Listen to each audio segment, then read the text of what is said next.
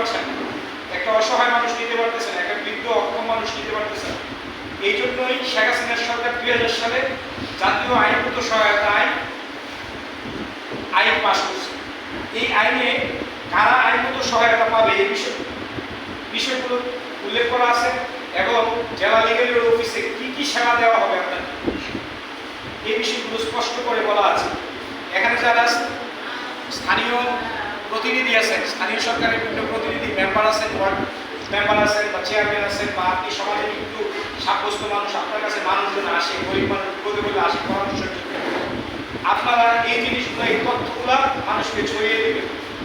যে সেবাগুলো আমরা আইনগত পরামর্শ প্রদান, আপনি হুট করে কোনো মামলায় চলে যাবেন না, কারোর সাথে কোনো বিরোধ আপনি বুঝতেছেন না, আপনি কি করবেন, আপনি একজন আইনজীবীর কাছে গেলে তার পরামর্শ দিলে আপনার কি অর্থ খরচ হবে, হয়তো এই অর্থটা আপনার নাই। আপনি সমাজের কোনো সাহেব সন্তানের কাছে গেলেন, ভালো হলে ভালো, যদি খারাপ হয় আপনি ভোগান্তিতে পড়ে গেলেন, তাহলে আপনি ওই ভোগান্তির জন্য আবার আরেকজন জায়গায় যেতে পারবেন,